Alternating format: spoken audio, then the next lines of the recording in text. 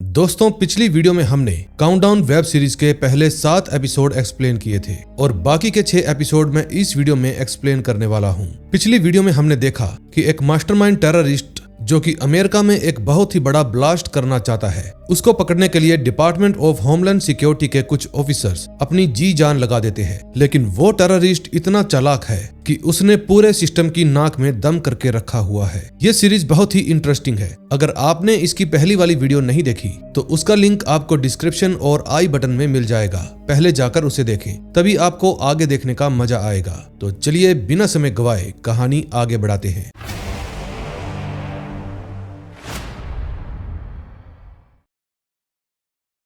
8वें episode की शुरुआत past से होती है। 2019 में बोरिस एक बार के अंदर बैठकर शराब पी रहा था, लेकिन वो इतनी ज्यादा शराब पी लेता है कि वो वहीं पर बेहोश हो जाता है। तभी थोड़ी देर बाद जब बोरिस को होश आता है तो उसको वहाँ एक लैम्बोमीर नाम का एक आदमी मिलता है। वो बोरिस को कहता है कि तुम बहुत ही अमीर हो, लेकिन मन से एक उदास आदमी हो। तुम्हें इस दुनिया में कोई भी लूट सकता है, इसलिए अगर तुम्हें मेरी हेल्प चाहिए तो मैं तुम्हारी हेल्प कर सकता हूँ। फिर लुम्बोमीर बोरिस को अपना कार्ड देता है और वहाँ से चला जाता है। फिर अगले दिन बोरिस लुम्बोमीर के ऑफिस में जाता है और पूछता है कि तुमने मुझे यहाँ पर क्यों बुलाया है। फिर वो बोरिस को कहता है कि मैं जानता हूँ तुम बेलारूस से भाग कर आए हो, लेकिन मैं तुम्हारी अमेरिका में एक नई शुरुआत करवा सकता हूँ। तुम्हारे खाते में बहुत ज्यादा पैसे हैं, इसलिए मैं तुम्हारी एक अच्छा स्टार्टअप करने में हेल्प कर सकता हूँ, ताकि जब तुम उन पैसों को खर्च करोगे तो सरकार तुम पर कार्रवाई ना करे। अब बोरिस भी ये सब जानकर बहुत ज्यादा खुश हो जाता है। अब कहानी प्रेजेंट में आती है। तभी हम देखते हैं कि मिचम सुबह का ब्रेकफास्ट बना रहा था, लेकिन इतने में उसके पास पुलिस स्टेशन से फोन आता है। ऑफिसर मिचम को बताता है कि जोसेफ नाम के एक आदमी के घर पर ब्लास्ट हुआ है और उसके अंदर 3 लोग मारे गए। फिर मिचम जल्दी से उस एड्रेस पर पहुंच जाता है और वहां जाकर उसको पता चलता है कि मारे गए लोगों में से एक आदमी की पहचान हो गई है। वो बेलारूसी कौंसल जनरल की सिक्योरिटी में है। फिर वो देखता है कि उस बेसमेंट के अंदर एक तिजोरी भी है जिसके अंदर ब्लास्ट नहीं हुआ। फिर ये सब देखकर मिचम समझ जाता है कि ये ब्लास्ट किसी ने जानबूझकर किया है या फिर अपनी जान बचाने के लिए किया है। फिर जब वो वहां से जाने लगता है तो एक ऑफिसर मिचम को एक तस्वीर दिखाता है जो उसको मरे हुए आदमी की पॉकेट से मिली थी, और ये फोटो किसी और की नहीं बल्कि बोरिस की थी। अब मिचम को सारी कहानी समझ में आ जाती है। फिर वो वापस अपने ऑफिस में आता है और सभी को बताता है कि जोसेफ नाम के आदमी के घर में एक बहुत ही बड़ा ब्लास्ट हुआ था, जिसके अंदर कॉन्सुलेट के 3 सिक्योरिटी गार्ड्स मारे गए और उन्हीं में से एक गार्ड की जेब में से हमें बोरिस की फोटो मिली है। इससे ये बात साफ हो जाती है कि शायद बोरिस ने ही उन तीनों लोगों को मारा होगा, क्योंकि बेलारूसी सरकार को पहले से ही बोरिस के 100 मिलियन रूबल के स्कैम के बारे में पता था। और जब उन्होंने अपने 3 आदमी बोरिस से पैसे लेने के लिए भेजे तो बोरिस ने उनको बड़ी ही चालाकी से उड़ा दिया। फिर नेथन मिचम को कहता है कि अब इस बात की पुष्टि करने के लिए मुझे वापस बेलारूसी कौंसल जनरल के पास जाना होगा। फिर वो बेलारूसी जनरल के ऑफिस में जाने के लिए निकल जाता है। तभी मिचम के पास ओलिवर्स आती है और कहती है कि अब तुम्हें अपने इस ट्यूमर के बारे में नेथन को भी बता देना चाहिए, क्योंकि उनको इस बात का पता होना चाहिए। फिर मिचम उसकी ये बात मान लेता है, लेकिन नेथन उस वक्त ऑफिस में नहीं थे, इसलिए मिचम नेथन को अपने ट्यूमर के बारे में नहीं बता पाता। दूसरी तरफ नेथन बेलारूसी जनरल के ऑफिस में पहुंच जाता है और कहता है कि आपके कुछ लोगों की लाश हमें बोरिस के घर पर मिली है, इसलिए मुझे लगता है कि आप हमें इसके बारे में कुछ बता सकते हैं। नेथन की बात सुनकर जनरल को गुस्सा आ जाता है, इसलिए वो नेथन को कहता है कि हमें पता चल गया था कि आपने हमारे कंप्यूटर्स को हैक कर लिया है, लेकिन हमने बेइज्जती के डर से इस बात को बाहर नहीं निकलने दिया, इसलिए आज मैं तुम्हें कुछ भी नहीं बताऊंगा। जाओ यहाँ से दफा हो जाओ। फिर नेथन बेलारूसी कौंसल जनरल के ऑफिस से चला जाता है। फिर वो वॉशिंगटन के डिप्टी डायरेक्टर फिशर से कॉन्फ्रेंस पर बात करता है और बताता है कि बोरिस नाम का एक आदमी अमेरिका पर फिसाइल मटेरियल से हमला करने वाला है और उसके पास फिसाइल मटेरियल इतनी ज्यादा मात्रा में है जिसके कारण अमेरिका का कोई भी शहर आराम से तबाह किया जा सकता है। लेकिन जब मैंने इसके बारे में बेलारूसी कौंसल जनरल से बात की तो उन्होंने मेरी हेल्प करने से साफ साफ इनकार कर दिया, इसलिए आप वॉशिंगटन से बेलारूसी जनरल पर दबाव डालें ताकि वो हमारी हेल्प करने के लिए मान जाए। डिप्टी डायरेक्टर फिशर भी नेथन की हेल्प करने के लिए मान जाता है, क्योंकि अब बात थी अपने देश को बचाने की। तभी बेल को पता चलता है कि गैलाघर कंपनी का एक ट्रक FBI ऑफिस के बाहर खड़ा है और उसके अंदर फिसाइल मटेरियल भी हो सकता है। फिर नेथन और मिचम दोनों ही FBI डिपार्टमेंट के बाहर पहुंच जाते हैं। लेकिन जब ट्रक को खोलकर देखा जाता है तो उनको ट्रक के अंदर बॉम्ब जैसी कोई भी चीज नहीं मिलती। ये देखकर सभी लोग थोड़ा रिलैक्स हो जाते हैं, क्योंकि अगर ट्रक के अंदर फिसाइल मटेरियल होता तो उन्हें पूरे शहर को खाली करवाना पड़ता। लेकिन खुशकिस्मती से ट्रक के अंदर कुछ भी नहीं था। तभी वो दोनों देखते हैं कि उस ट्रक के अंदर काफी सारे कैमरास लगे हुए हैं और ये देखकर वो समझ जाते हैं कि बोरिस उन पर नजर रख रहा है और देखना चाहता है कि हम कैसा रिएक्ट करते हैं। और ये बात सच भी थी। बोरिस इस समय ट्रक में लगे हुए कैमरास के जरिए उन लोगों पर ही नजर रखे हुए था और उनके हर एक मूव को अच्छे से कैप्चर कर रहा था। दूसरी तरफ DHI ऑफिस में शेफर्ड के पास उसकी मॉम की कॉल आती है। फिर शेफर्ड अपनी मॉम को बताती है कि मेरे पास मॉली के 400 मैसेजेस आ चुके हैं। फिर उसकी माँ बताती है कि तुम्हारी बहन वापस आ रही है और ये बात सुनते ही शेफर्ड काफी ज्यादा परेशान हो जाती है। फिर वो अपनी माँ को कहती है कि मैं इस समय फेडरल टास्क फोर्स टीम में काम करती हूँ और हम एक आतंकी को पकड़ रहे हैं, इसलिए प्लीज आप मॉली को यहाँ पर आने से रोकिए। फिर शेफर्ड की मॉम कहती है कि तुम्हारी बहन का तुम्हें पता है, वो यहाँ पर आकर ही मानेगी। फिर ऐसा कहकर वो फोन काट देती है। अब कहानी जाती है पास्ट में। समय है 2021 का। तभी हम देखते हैं कि बोरिस के पास म्युनिसिपल कमेटी से जॉन रॉस नाम का एक आदमी आता है। दरअसल बोरिस ने अमेरिका में एक कंपनी से काफी सारे पार्किंग लॉट्स लिए हुए थे, लेकिन अब उनमें से कुछ लॉट सरकार लेना चाहती थी। लेकिन बोरिस ऐसा बिल्कुल भी नहीं चाहता था, क्योंकि अगर उसकी जगह सरकार ने ले ली तो उसका पैसा डूब जाएगा। फिर एक दिन बोरिस दोबारा से जॉन के पास जाता है और उसको रिश्वत देने की कोशिश करता है, लेकिन जॉन ठहरा एक ईमानदार ऑफिसर, इसलिए वो बोरिस को रिश्वत देने के जुर्म में पकड़वा देता है और पुलिस वाले उसको जेल में डाल देते हैं। जेल में बोरिस को वकील तक हायर नहीं करने दिया जाता और साथ ही जिस सेल के अंदर उसको बंद किया गया था उस सेल में और भी कई सारे कैदी थे जो बोरिस को बिना बात के ही पीट दिया करते थे और पुलिस वाले उसको बचाते तक नहीं थे। शायद पास्ट की इन्हीं सब चीजों ने आज बोरिस को एक आतंकवादी में बदल दिया था, क्योंकि हर एक काम में उसका हक छीना जा रहा था। अब कहानी प्रेजेंट में आती है। तभी हम देखते हैं कि बेल और शेफर्ड दोनों ही वीकेएन कंपनी की और ज्यादा जांच पड़ताल कर रहे थे, क्योंकि इसी कंपनी ने वो ट्रक खरीदे थे।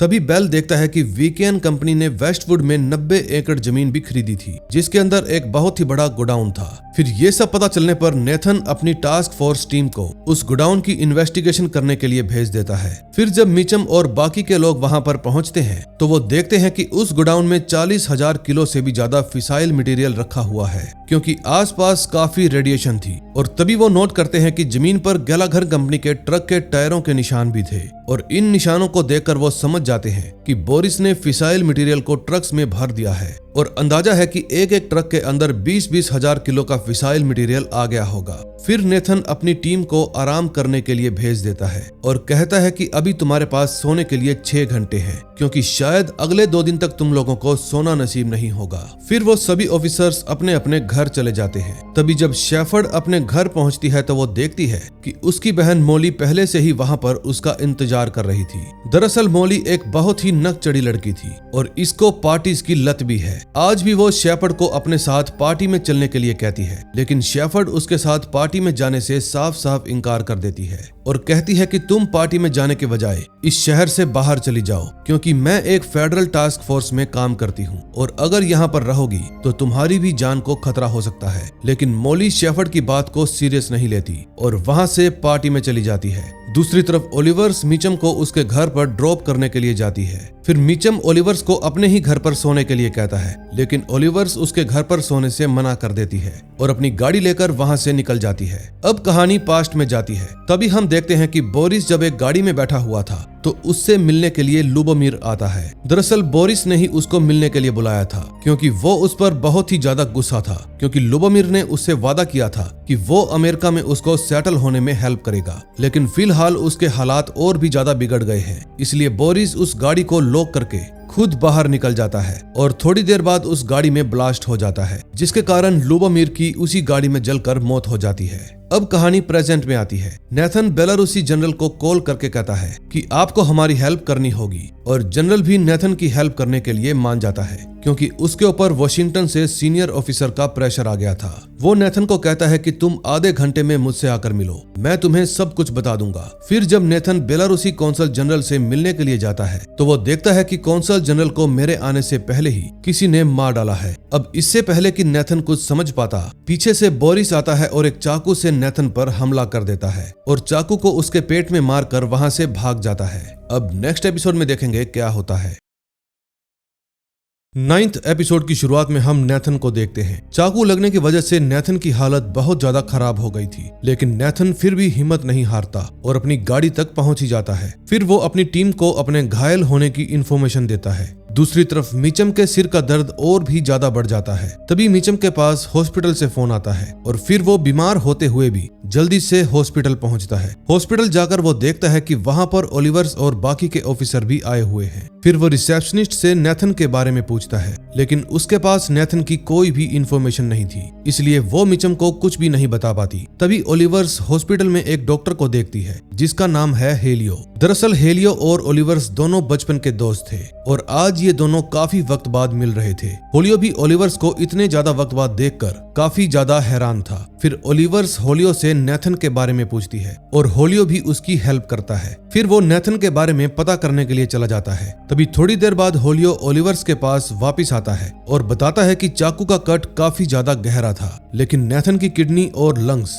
चाकू की धार से बच गए, इसलिए डरने की कोई जरूरत नहीं है। ये बात सुनकर सभी ऑफिसर्स को राहत की सांस आती है। फिर वो सभी ऑफिसर्स उस जगह पर चले जाते हैं जहां पर नेथन पर हमला हुआ था। वहां जाकर मीचम फ्लैगलर और क्लोजन नाम के 2 ऑफिसर से मिलता है जो इस केस की इन्वेस्टिगेशन कर रहे थे। फिर जब मीचम बेलारूसी कौंसल जनरल और नेथन की गाड़ी के बीच का खून देखता है तो समझ जाता है कि पहले नेथन कौंसल जनरल के पास ही आए थे, लेकिन तभी उन पर बोरिस और उसके आदमियों ने हमला कर दिया, जिसके बाद नेथन खुद की बॉडी को घसीटते हुए अपनी गाड़ी तक पहुंचे और उसके बाद उन्होंने इमरजेंसी नंबर पर कॉल की। ओलिवर्स और ल्यूक को भी ठीक ऐसा ही लग रहा था। तभी ओलिवर्स मीचम को कहती है कि मुझे बेलारूसी जनरल की गाड़ी को अच्छे से चेक करना है। ये बात सुनकर मीचम वहां इन्वेस्टिगेशन कर रहे दोनों ऑफिसर्स को अपनी बातों में उलझा लेता है और उनको दूसरी साइड ले जाता है। फिर मौका देखकर ओलिवर्स भी कौंसल जनरल की गाड़ी को अंदर से चेक करने लगती है। उसकी गाड़ी के अंदर ओलिवर्स को एक फाइल मिलती है जिसको वो चुपके से अपने पास रख लेती है और उसके बाद सभी वहां से चले जाते हैं। वापिस अपने ऑफिस में आने के बाद ओलिवर्स उस फाइल को बेल को दे देती है,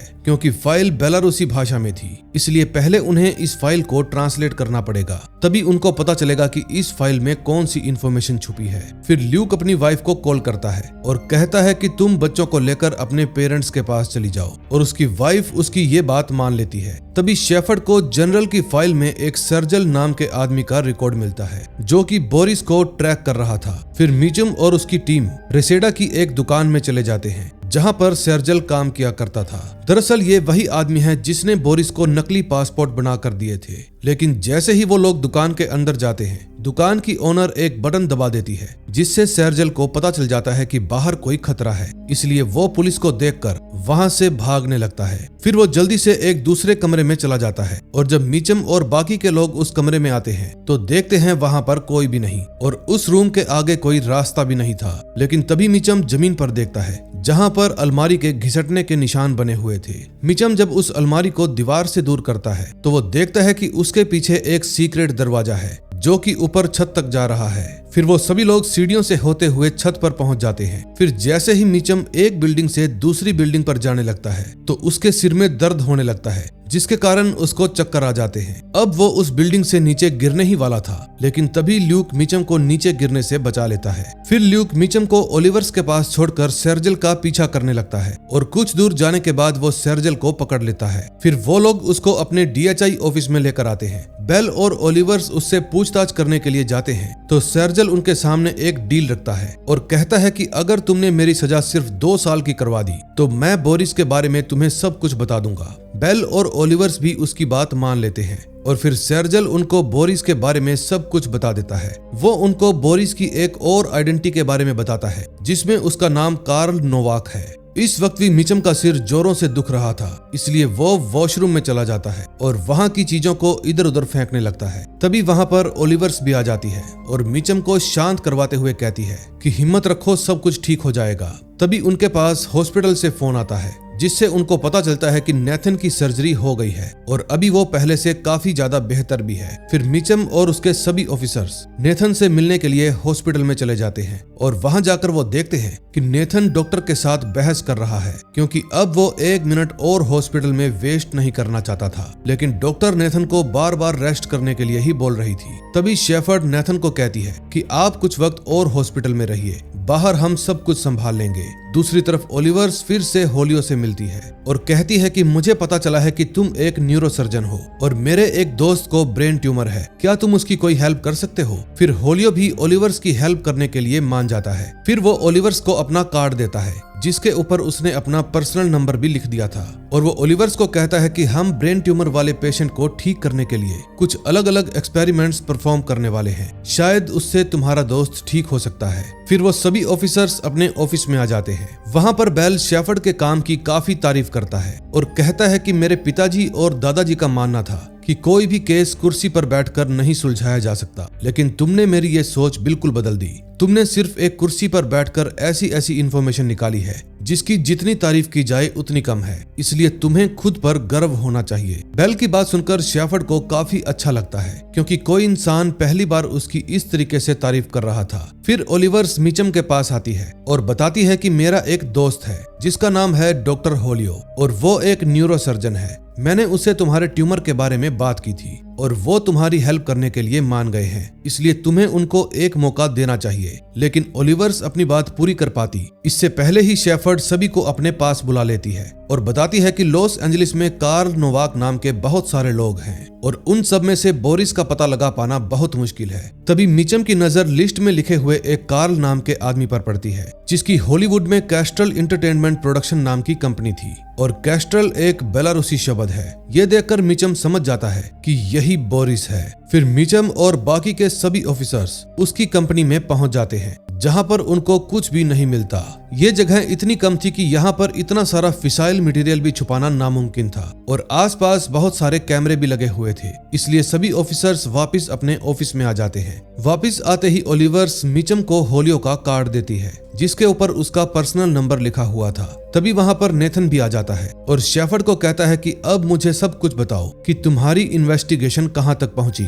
फिर नेथन और सभी ऑफिसर्स कॉन्फ्रेंस रूम में चले जाते हैं और वहां जाकर शेफर्ड सवाल उठाती है कि आखिर बोरिस ने कैस्ट्रल प्रोडक्शन कंपनी को क्यों खरीदा होगा। तभी मिचम को याद आता है कि जब वो छोटा था तो उसके घर के सामने कुछ ऐसी ही कंपनीज के ट्रक आकर खड़े हो जाते थे, वो भी बिना किसी परमिशन के। फिर उनको हटाने के लिए उनको एक बोर्ड लगाना पड़ता था। शायद बोरिस का भी यही प्लान है। फिर जब कैस्ट्रल प्रोडक्शन कंपनी के ट्रक को देखा जाता है तो उनको पता चलता है कि बोरिस के जो दोनों ट्रक हैं उन्हें द वाइन पार्क नाम की जगह पर शूटिंग करने के लिए परमिशन मिल गई है, यानी कि बोरिस वहीं पर धमाका करने वाला है। इसलिए सभी ऑफिसर्स द वाइन पार्क के लिए निकल जाते हैं। दूसरी तरफ द वाइन पार्क में ही ल्यूक की वाइफ और उसकी दोनों बेटियां मौजूद थी जिनका आज पोएट्री कंपटीशन होने वाला था। तभी कुछ ही देर बाद उस पार्क में कैस्ट्रल प्रोडक्शन कंपनी के दोनों ट्रक आ जाते हैं जिसमें से बोरिस उतरता है। जब वो ट्रक का पिछला दरवाजा खोलकर उसके अंदर जाता है तो पता चलता है कि वो पूरा ट्रक फिसाइल मटेरियल से भरा हुआ है और उसने उस पूरे मटेरियल को अपने फोन के साथ कनेक्ट किया हुआ है, यानी कि वो अपने फोन के एक क्लिक से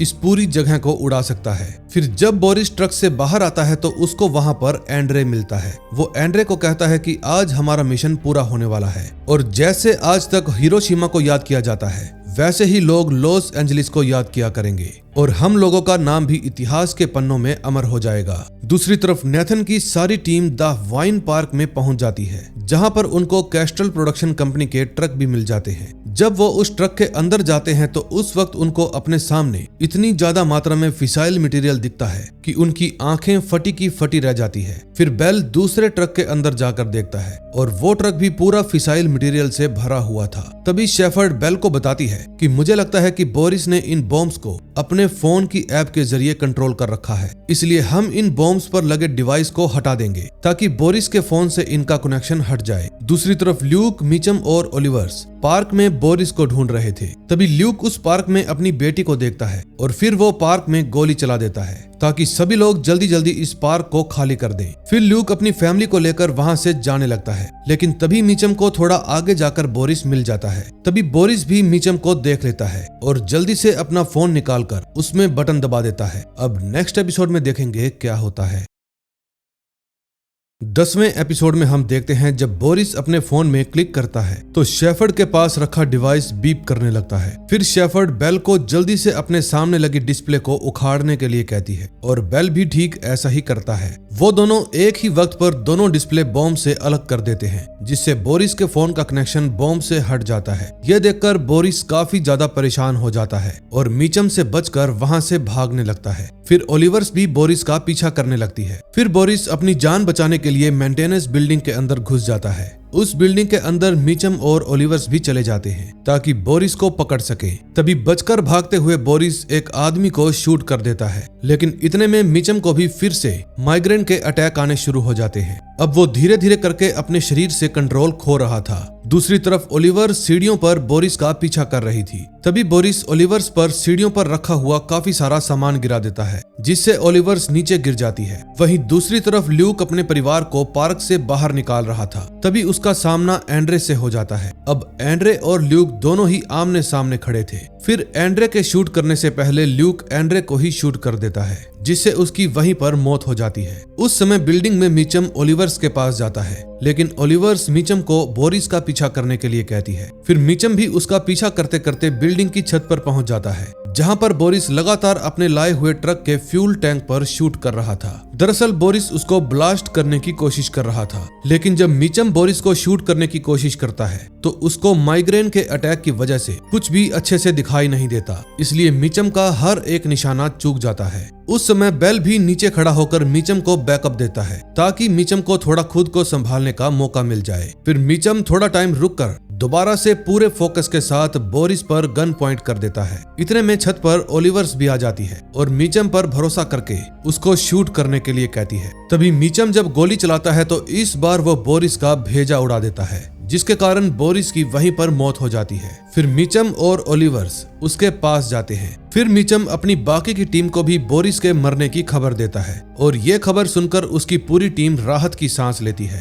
क्योंकि उनके ऊपर से एक बहुत ही बड़ा खतरा टल गया था। फिर नेक्स्ट डे नेथन अपनी पूरी टीम को इकट्ठा करके उनको ये खुशखबरी देता है कि हमारा मिशन पूरा हो गया, इसलिए आपको अब अपने डिपार्टमेंट में वापस जाना पड़ेगा। लेकिन ये बात सुनकर सभी लोग दुखी हो जाते हैं, क्योंकि ये सभी ऑफिसर्स एक दूसरे के साथ काफी अच्छी बॉन्डिंग बना चुके थे और अब इनका एक दूसरे को छोड़ने का बिल्कुल भी मन नहीं था। लेकिन फिर अपने मन को मारकर वो एक एक करके ऑफिस से बाहर चले जाते हैं। तभी नेथन भी अपने घर पर जल्दी चला जाता है और उसकी वाइफ उसको जल्दी आया देखकर काफी ज्यादा खुश हो जाती है। अब वो समझ जाती है कि नेथन ने लॉस एंजलिस को बचा लिया है, इसलिए वो नेथन को गले से लगा लेती है। आज नेथन का अपने परिवार के साथ अच्छा टाइम बिताने का प्लान था। दूसरी तरफ शेफर्ड और बेल दोनों एक रेस्टोरेंट में डिनर करने के लिए जाते हैं। शेफर्ड बेल को बताती है कि अब मैं WFO में जा रही हूँ और ये बात जानकर बेल शेफर्ड के लिए काफी ज्यादा खुश होता है। तभी शेफर्ड देखती है कि उसी रेस्टोरेंट में उसकी बहन मोली भी आ गई है और उसको देखकर शेफर्ड अपना मुंह छुपाने की कोशिश करती है, लेकिन मोली शेफर्ड को देख लेती है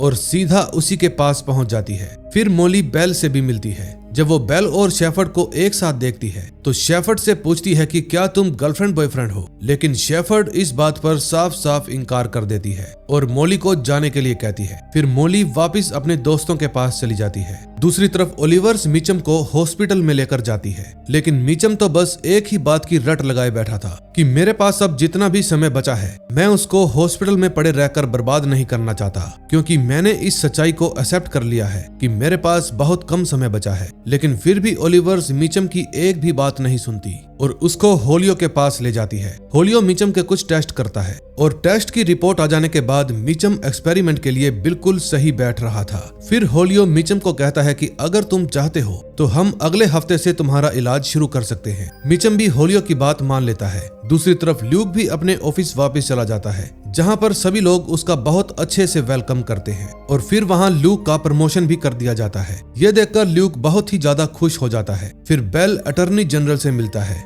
और कहता है कि मैं कब से एक ही बात सोच रहा था कि जिस दिन हमने बोरिस की कंपनी में छापा मारा था उस दिन बोरिस को पहले ही हमारे बारे में खबर मिल गई थी और वो अपनी कंपनी से निकल गया, लेकिन वहां पर सिर्फ उसका लॉयर ही था। और फिर जब मैंने उसका अकाउंट चेक किया तो उसके अंदर मैंने देखा कि आपके खाते में अननोन अकाउंट से काफी सारे पैसे आए हुए हैं, जो कि बोरिस के अकाउंट से मैच करते थे। इसलिए मुझे पूरा यकीन है कि वो खबर आपने ही बोरिस को दी होगी, क्योंकि स्वेट टीम के इंचार्ज आप ही थे।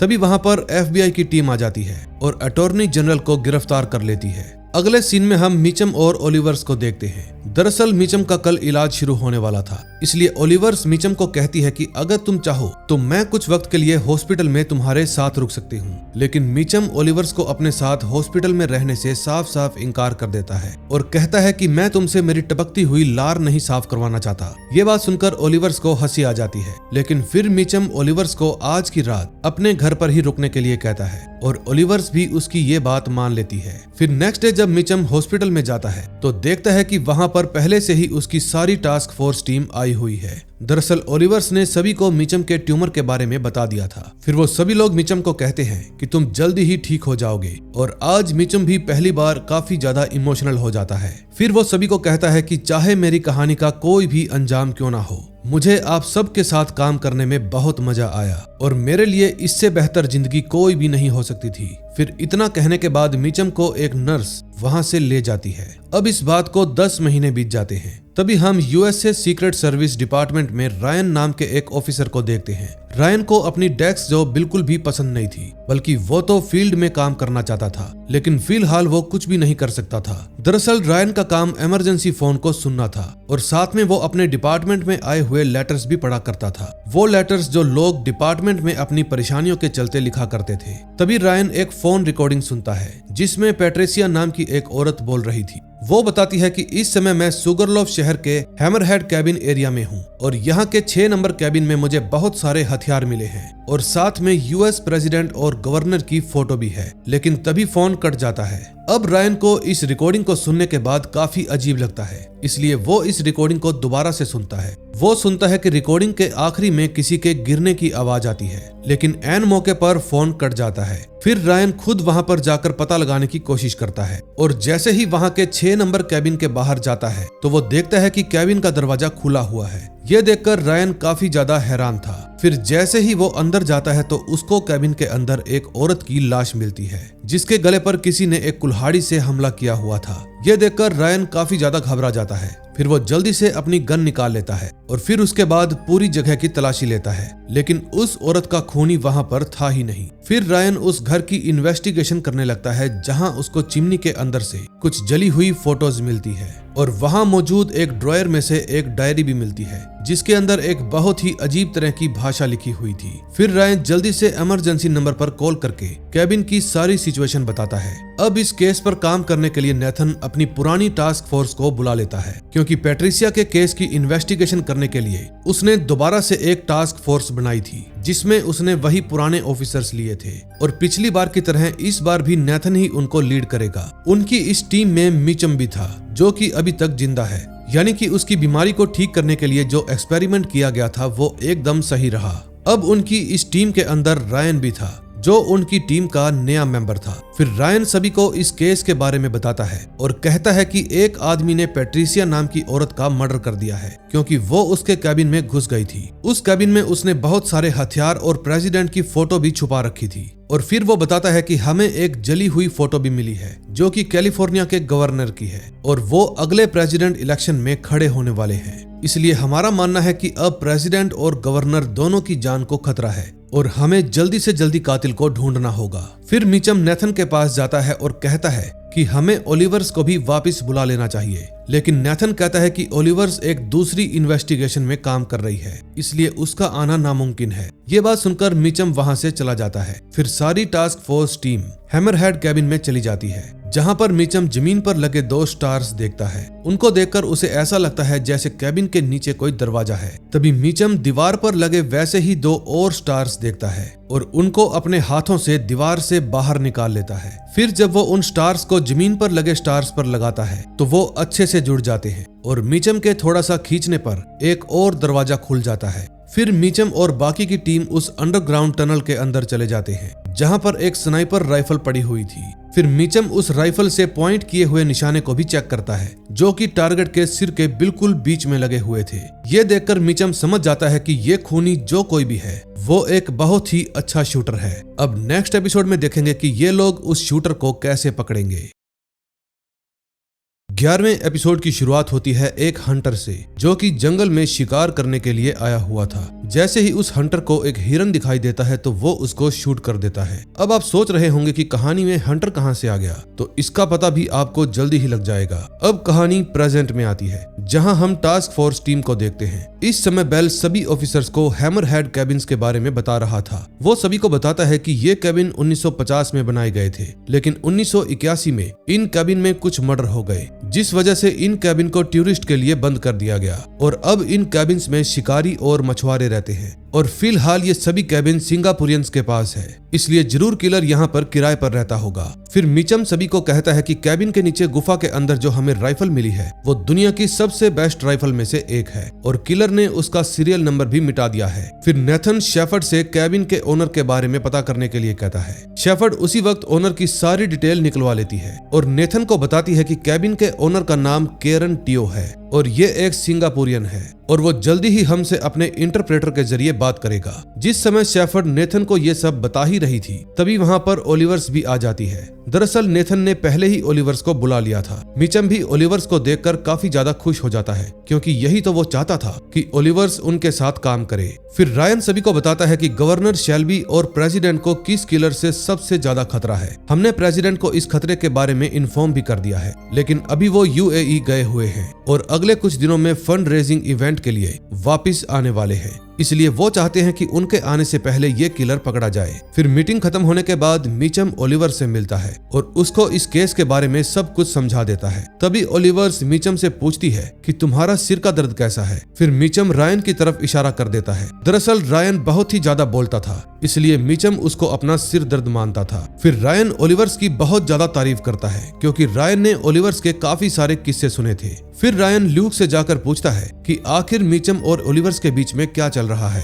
तभी ल्यूक उसको बताता है कि मिचम ओलिवर्स को पहले पसंद किया करता था, लेकिन बाद में उसका ट्रीटमेंट हुआ और उसके बाद का मुझे कुछ भी नहीं पता। दूसरी तरफ बेल शेफर्ड को मोली के बारे में कुछ बताने के लिए बुलाता है। वो शेफर्ड को बताता है कि मोली बहुत ही गलत लोगों के साथ रह रही है। उसके फ्रेंड जोन में 2 लड़के ऐसे हैं जो बहुत ही बड़े ड्रग डीलर हैं और काफी ज्यादा खतरनाक भी हैं। ये बात सुनकर शेफर्ड मोली के लिए बहुत ही ज्यादा परेशान हो जाती है। दूसरी तरफ मिचम और ओलिवर्स दोनों ही कैरन टियो से मिलने के लिए जाते हैं। रास्ते में ओलिवर्स मिचम को बताती है कि मैं और होलियो दोनों एक दूसरे के साथ रिलेशन में हैं। ये जानकर मिचम को बहुत ही ज्यादा गुस्सा आ जाता है, क्योंकि वो ओलिवर्स को खुद के साथ देखना चाहता था और उसने ओलिवर्स को अपने प्यार के बारे में पहले ही बता दिया था। तभी थोड़ी ही देर में वो दोनों कैरन टियो के ऑफिस में पहुंच जाते हैं और वहां पर जाकर मिचम टियो से कैबिन के पिछले 10 सालों के किराएदारों की लिस्ट मांगता है। पहले तो टियो मिचम और ओलिवर्स को लिस्ट देने के लिए मान जाता है, लेकिन वहां पर एक और आदमी आ जाता है जो मिचम को लिस्ट देने से साफ साफ इनकार कर देता है। वो मिचम को बताता है कि हैमरहेड की आधी से ज्यादा प्रॉपर्टी सिंगापुर की पीपल एक्शन पार्टी के पास है, इसलिए आपको लिस्ट लेने से पहले उनकी परमिशन लेनी पड़ेगी। मिचम को इस आदमी की बात सुनकर काफी ज्यादा बुरा लगता है और फिर उनको खाली हाथ ही वापस लौटना पड़ता है।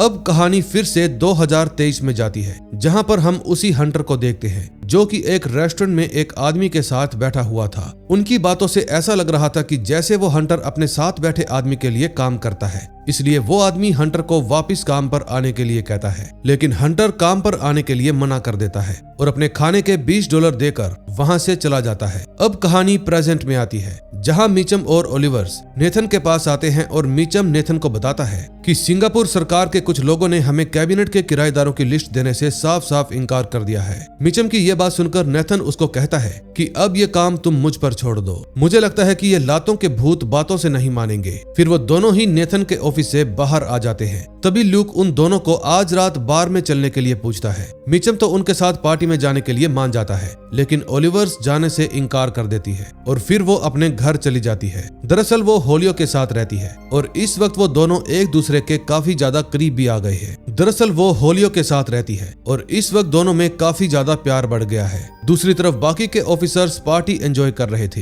लेकिन तभी मिचम को वहां पर एक लड़की मिलती है और फिर मिचम उसके साथ वहां से चला जाता है, क्योंकि आपने गाना तो सुना होगा, कोई ना कोई तो चाहिए प्यार करने वाला। अगले सीन में हम नेथन को देखते हैं। वो कैलिफोर्निया के गवर्नर शेल्बी के ऑफिस में था, लेकिन तभी वहां पर वही सिंगापुर पार्टी का ऑफिशियल मेंबर हो आ जाता है और वो इस बार भी नेथन को किराएदारों की लिस्ट देने से इनकार कर देता है। लेकिन तभी वहाँ पर गवर्नर आ जाते हैं और वो हो को कहते हैं कि हमें एक खबर मिली है कि कोई किलर हाथ धोकर हमारी जान के पीछे पड़ा है, इसलिए आपको वो लिस्ट दे देनी चाहिए। और अगर आपने वो लिस्ट नहीं दी और बाद में यूएस प्रेसिडेंट और मुझे कुछ हो गया तो इसकी सारी जवाबदेही तुम्हारी हो जाएगी। फिर गवर्नर के जोर देने पर हो नेथन को लिस्ट देने के लिए मान जाता है। फिर नेक्स्ट डे मिचम और ओलिवर्स दोनों ही केरन टियो के ऑफिस में जाने के लिए निकल पड़ते हैं। रास्ते में मिचम कल के लिए अपने बर्ताव के लिए माफी मांगता है। फिर ओलिवर्स भी मिचम के ऐसे रवैये को देखकर काफी ज्यादा हैरान थी, क्योंकि उसने आज से पहले ऐसे मिचम को किसी से भी माफी मांगते हुए नहीं देखा था। फिर ओलिवर्स और मिचम दोनों ही टियो ऑफिस में पहुंच जाते हैं और वहां पर टियो उनको पिछले 15 सालों के किराएदारों की लिस्ट दे देता है। अब कहानी फिर से 2023 में जाती है, जहां पर वो हंटर अपनी वाइफ के साथ था। इस समय हंटर ब्रेकफास्ट कर रहा था और तभी उसकी वाइफ उससे पूछ लेती है कि क्या तुम वापिस से काम पर जाने वाले हो। फिर अपनी वाइफ की बात सुनकर हंटर उसको कहता है कि अभी तो मैं डियर हंटिंग के लिए जा रहा हूँ, इसलिए मैंने अगले हफ्ते से काम पर जाने के बारे में सोचा है।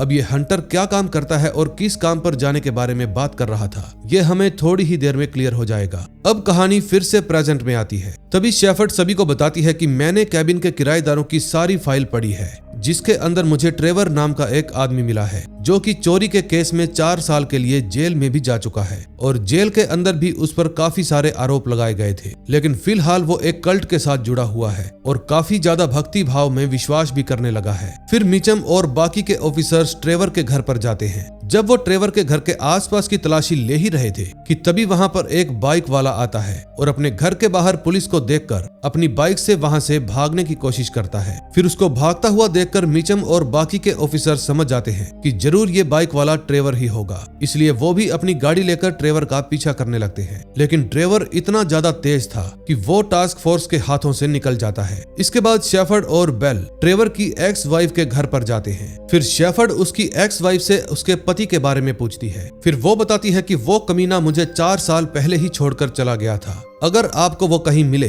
तो मेरी तरफ से उसके दांत तोड़ देना, क्योंकि वो मुझसे $8,000 भी ले गया था। फिर ये बात सुनकर शेफर्ड और बेल वहां से जाने लगते हैं। लेकिन तभी वो दोनों गौर करते हैं कि ट्रेवर की वाइफ की बातें कुछ ज्यादा ही बनावटी हैं, इसलिए वो दोबारा से उससे पूछताछ करने के लिए चले जाते हैं। तभी बेल और शेफर्ड को घर के अंदर कुछ गिरने की आवाज सुनाई देती है और वो दोनों समझ जाते हैं कि जरूर अंदर कोई छुपा हुआ है, जो कि कोई और नहीं बल्कि ट्रेवर था। फिर वो वहां से भी भागने की कोशिश करता है, लेकिन शेफर्ड और बेल उसको पकड़ लेते हैं और वापस DHI ऑफिस में ले आते हैं। वहां पर मिचम और ओलिवर्स उससे पूछताछ करते हैं, लेकिन ट्रेवर उनको स्पिरिट माता की कुछ धार्मिक बातें बताकर डिस्ट्रैक्ट करने की कोशिश करता है। लेकिन फिर मिचम और ओलिवर्स उस पर जोर देने लगते हैं। जोर देने पर ट्रेवर उनको बता देता है कि मैं ड्रग्स बेचा करता था। फिर उसकी ये बात सुनकर मिचम उसको कहता है कि हम तुमसे ड्रग के बारे में कुछ भी नहीं पूछ रहे, बल्कि तुमसे हैमरहेड वाले कैबिन के बारे में पूछ रहे हैं जो तुमने किराए पर लिया था। मिचम की बात सुनकर ट्रेवर उसको बताता है कि मैं वहां पर नहीं रहता, बल्कि वो कैबिन मेरे नाम से है। एक आदमी है जो मुझे वहां पर रहने के $500 देता है, लेकिन मैं उसको जानता तक नहीं।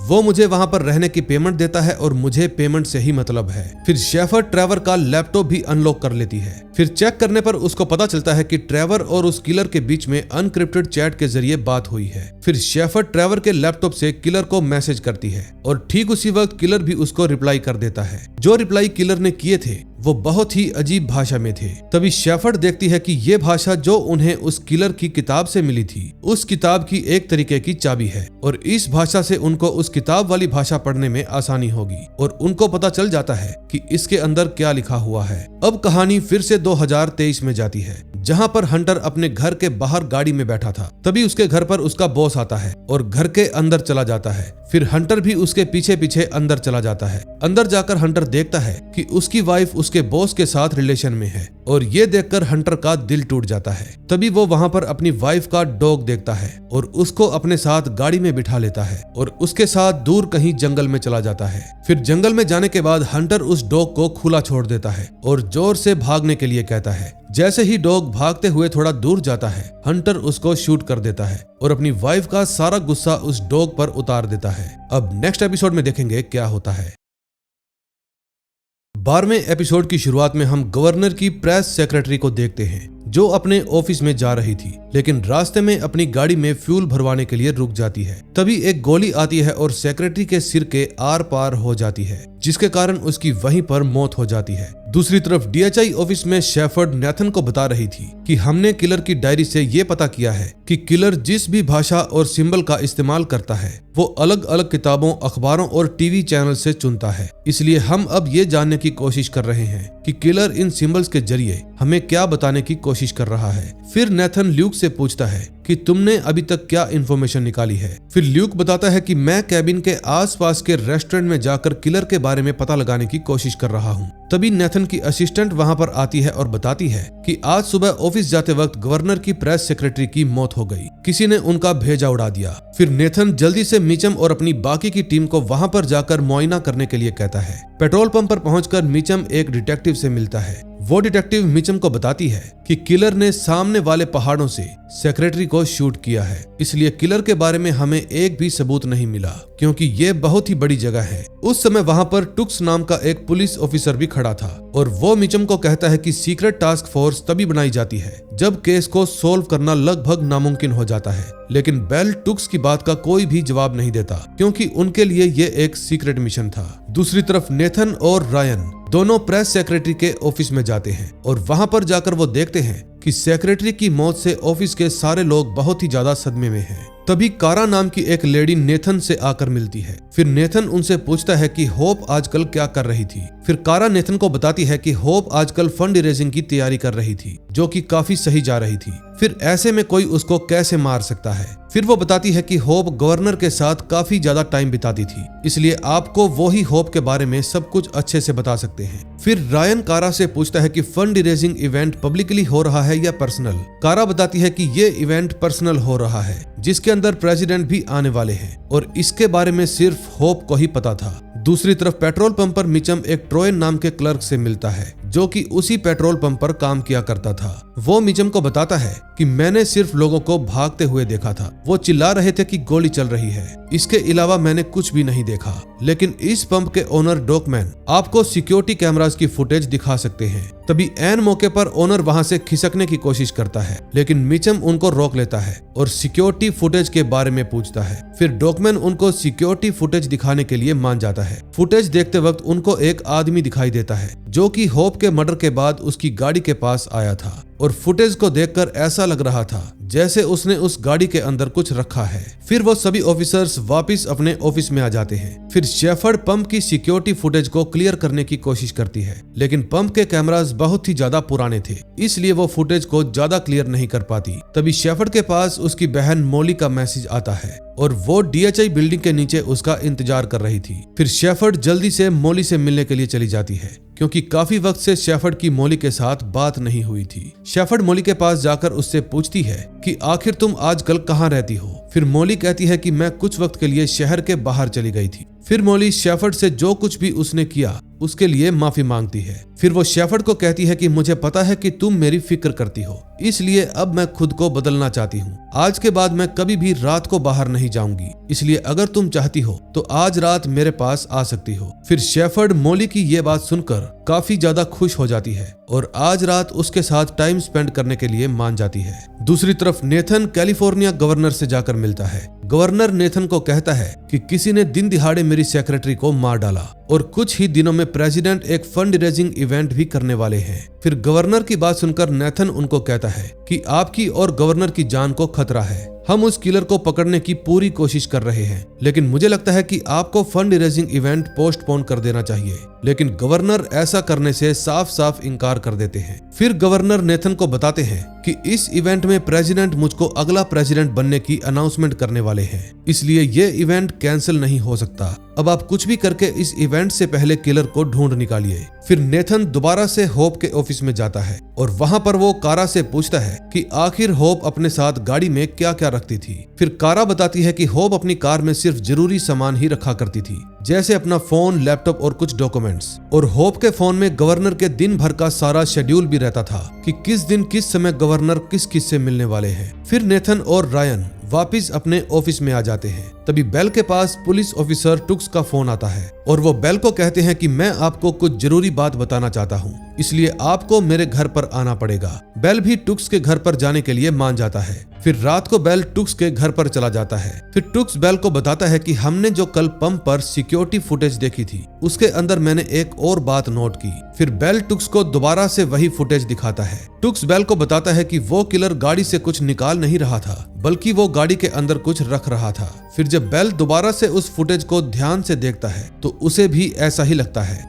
फिर इस बात को लेकर बेल टुक्स की काफी तारीफ करता है, क्योंकि एक छोटी सी चीज उनकी इन्वेस्टिगेशन को और आसान बनाने में हेल्प कर सकती है। फिर वो टुक्स के घर से बाहर आ जाता है और ल्यूक को फोन करके बताता है कि किलर सेक्रेटरी की गाड़ी से कुछ निकाल नहीं रहा था, बल्कि गाड़ी के अंदर कुछ छुपा रहा था। दूसरी तरफ ओलिवर्स नेथन के पास आती है और नेथन को कहती है कि सेक्रेटरी का मर्डर भी एक सोची समझी साजिश थी, क्योंकि किलर को ये पता था कि पुलिस कितने वक्त में कहां पर पहुंचेगी और किलर सेक्रेटरी को मारने के ठीक 9 मिनट बाद सेक्रेटरी के पास गया था और 16 मिनट बाद वहां पर पुलिस आ गई। और कमाल की बात यह है कि किसी भी कैमरा में किलर की शक्ल दिखाई नहीं दी, यानी कि उसने पहले से ही सभी कैमरा को देखा हुआ था कि किस कैमरे की डायरेक्शन कहां पर है। अब मानो या ना मानो ये किलर हमसे 2 कदम आगे है। फिर शाम को काम खत्म करने के बाद मीचम ओलिवर्स को कहता है चलो अगर तुम फ्री हो तो जाकर बियर पीते हैं, लेकिन ओलिवर्स मीचम को कहती है कि आज मैं काफी ज्यादा थक गई हूँ और फिर बहाना बनाकर वहां से चली जाती है। दूसरी तरफ शेफर्ड भी आज अपने घर पर जल्दी चली जाती है।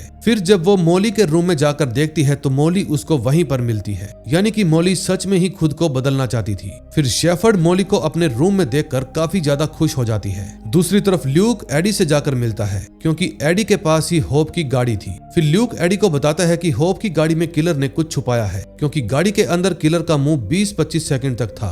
फिर एडी गाड़ी की दोबारा से तलाशी लेने लगता है। तभी एडी को गाड़ी के अंदर से एक पर्ची मिलती है जिसके ऊपर कुछ अजीब से शब्द लिखे हुए थे और इस पर्ची की पिछली साइड एक अजीब सा सिंबल भी बना हुआ था। अगले सीन में हम देखते हैं नेथन का बॉस उससे मिलने के लिए आता है, क्योंकि उन पर वॉशिंगटन से प्रेशर डाला जा रहा था, क्योंकि नेथन ने गवर्नर को फंड इरेजिंग इवेंट को कैंसिल करने के लिए जो कह दिया था। फिर नेथन का बॉस उसको कहता है कि आज के बाद तुम मुझसे बिना पूछे कहीं भी नहीं जाओगे और कोई भी काम नहीं करोगे। अगर तुमने ऐसा किया तो मैं अगले मिशन से पहले ही तुम्हें रिटायर कर दूंगा। फिर इतना कहने के बाद नेथन का बॉस वहां से चला जाता है। दूसरी तरफ शेफर्ड सभी ऑफिसर्स को उस पर्ची के बारे में बताती है कि ये पर्ची ल्यूक को होप की कार में से मिली है। ये एक बार के पोस्टर से फाड़ी गई है, यानी कि किलर हमें खुद वहां पर आने का न्योता दे रहा है। तभी ओलिवर्स नेथन को बताती है कि मैं टोवेन नाम के एक गैंगस्टर को जानती हूँ, इसलिए मैं उसका नाम लेकर उस बार में जा सकती हूँ, क्योंकि उस बार में सभी गैंगस्टर्स ही आते हैं।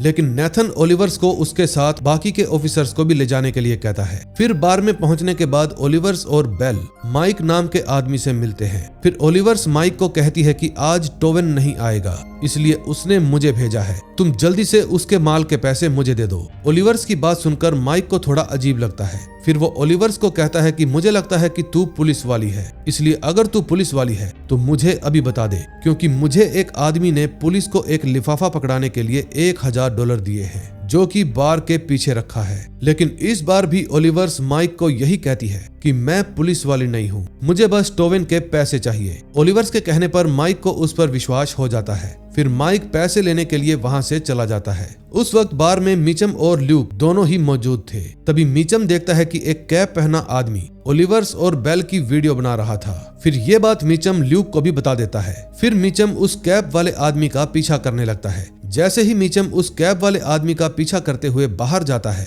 कि तभी वो आदमी मीचम पर गोली चलाने लगता है, जिसके कारण मीचम को अपनी जान बचाने के लिए वहीं पर छुपना पड़ता है। लेकिन तभी बार के अंदर वाले लोग भी फायरिंग की आवाज सुन लेते हैं और वहां पे अफड़ा तफड़ी मच जाती है। फिर इसी अफड़ा तफड़ी का फायदा उठाकर वो कैब वाला आदमी मीचम के हाथों से निकल जाता है। फिर मीचम ओलिवर्स और बेल को बताता है कि वो कैब वाला आदमी तुम दोनों की फोटो ले रहा था। फिर ओलिवर्स माइक के पास जाती है और माइक से वो लिफाफा मांगती है जो किसी ने उसको पुलिस को देने के लिए कहा था। माइक ओलिवर्स को वो लिफाफा दे देता है। फिर जब ओलिवर्स उसके अंदर चेक करती है तो उसको उसके अंदर से एक पेपर मिलता है जिस पर लिखा हुआ था कि सिर्फ मौत ही मुझे रोक सकती है। तभी मीचम कहता है कि वो किलर यहाँ पर सिर्फ ये देखने के लिए आया था कि टास्क फोर्स में कौन कौन लोग हैं। और इसी के साथ 12वें एपिसोड का एंड हो जाता है। अब लास्ट एपिसोड में देखेंगे क्या होता है।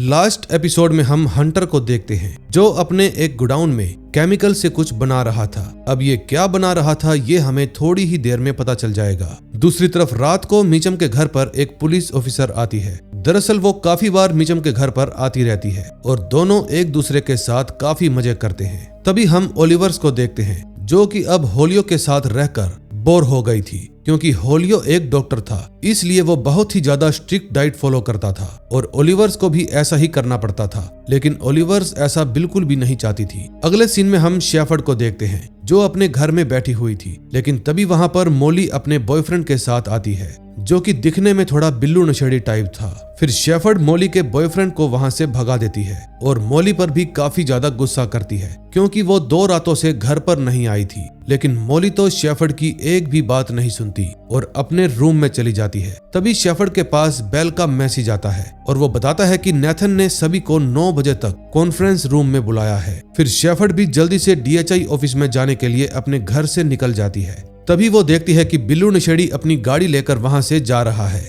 फिर शेफर्ड भी उसकी गाड़ी का नंबर याद कर लेती है। तभी 9 बजे सीक्रेट टास्क फोर्स की मीटिंग शुरू हो जाती है। बेल नेथन को बताता है कि हमें बार के आगे की एक दुकान के CCTV कैमरा से कुछ फुटेज मिली है जिसके अंदर बार से जा रही कुछ गाड़ियों की वीडियो रिकॉर्ड हो गई है, लेकिन हमें उसकी नंबर प्लेट दिखाई नहीं दे रही। अब जैसे ही हमें एक भी गाड़ी के बारे में पता चलेगा हम बाकी की गाड़ियों की जानकारी भी निकाल लेंगे। फिर नेथन शेफर्ड से पूछता है कि तुम्हें उस किलर के मैनिफेस्टो में क्या मिला है। शेफर्ड बताती है कि मैंने काफी खोजा और फिर मुझे एक रेडियो प्रोग्राम के बारे में पता चला जिसको रैंडी मिनकिन नाम का एक आदमी चलाता है। उस किलर ने इसके शो से काफी सारे सेंटेंस कॉपी किए हैं। फिर नेथन मिचम और ओलिवर्स को रैंडी मिनकिन के पास जाने के लिए कहता है। फिर ओलिवर्स और मिचम दोनों ही रैंडी के ऑफिस में पहुंच जाते हैं। वहां पर उनको रैंडी मिल जाता है। फिर रैंडी मिचम को बताता है कि मैं तो बस TRP के चक्कर में रेडियो प्रोग्राम में सरकार के बारे में कुछ न कुछ भला बुरा बोलता रहता हूँ। फिर मिचम पूछता है कि क्या तुम्हारी नजर में आज तक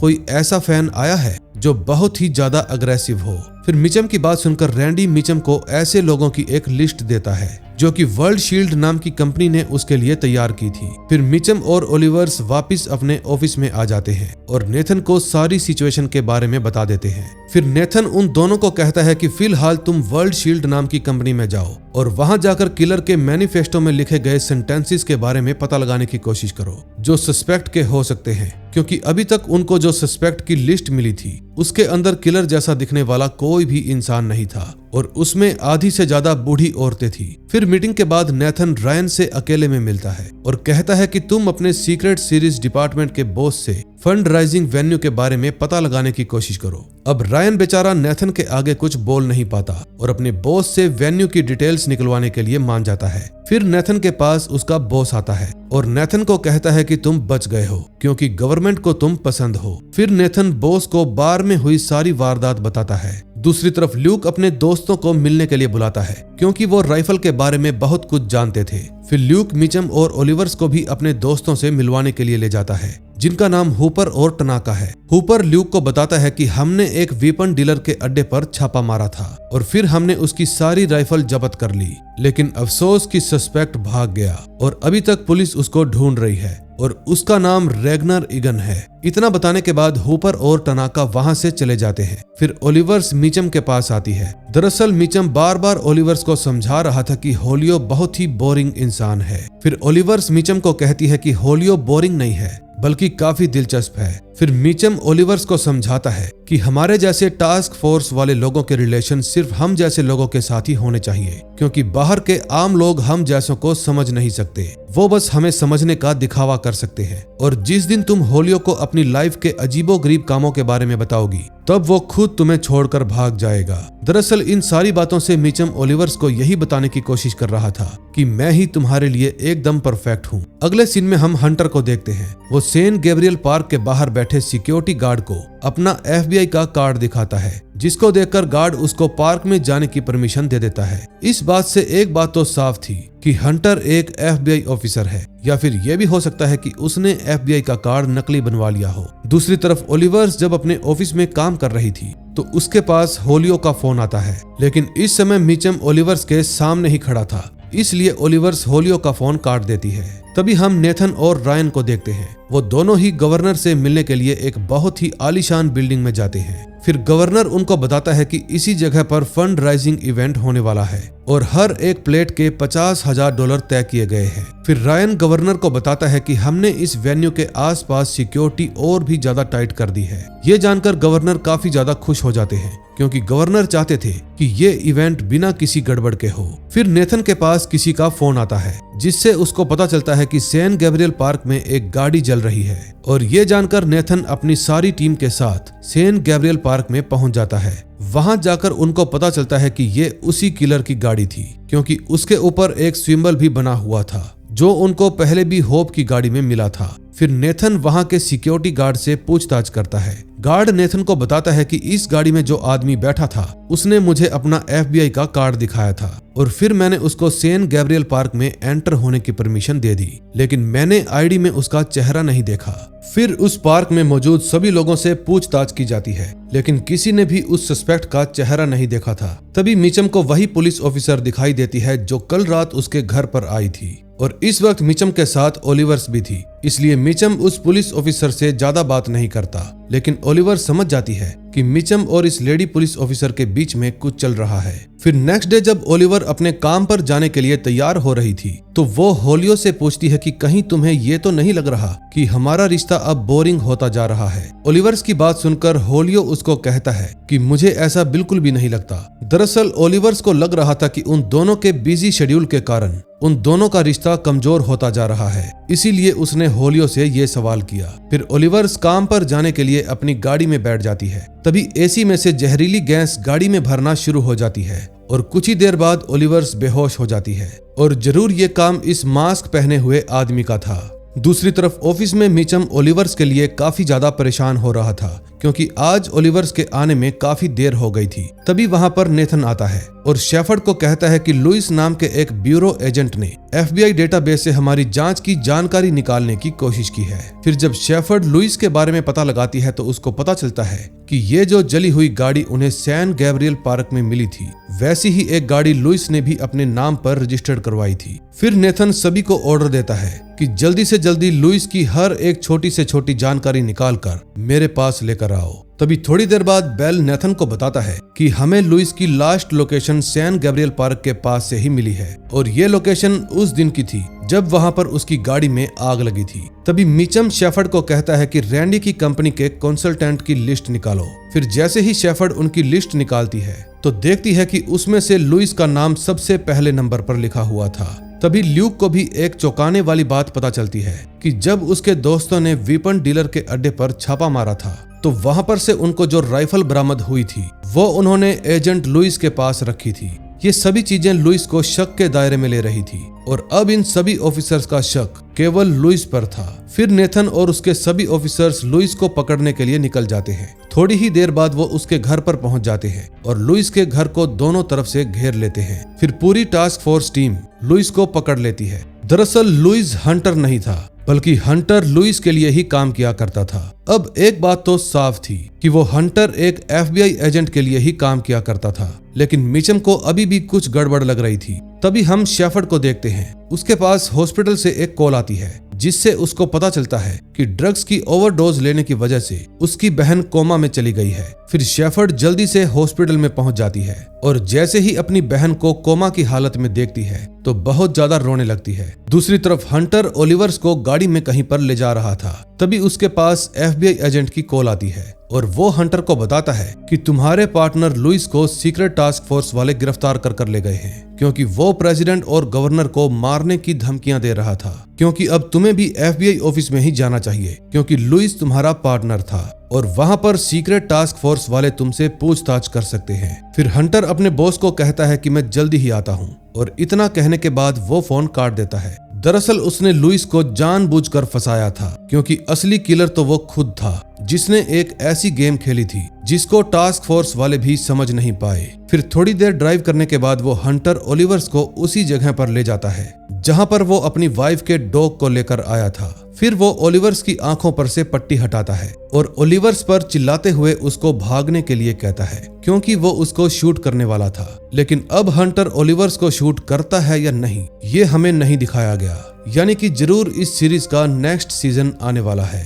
दोस्तों, अगर आपको ये सीरीज अच्छी लगी हो तो प्लीज वीडियो को लाइक करके चैनल को सब्सक्राइब कर दें। इसके एंड का तो मुझे भी अंदाजा नहीं था कि बीच में ही अधूरा रह जाएगा, लेकिन फिर भी मुझे ये सीरीज काफी अच्छी लगी और उम्मीद करता हूँ कि इसका सेकंड सीजन इससे भी बढ़िया होगा। तो जल्दी ही मिलते हैं दोस्तों नेक्स्ट वीडियो में। Till then bye bye.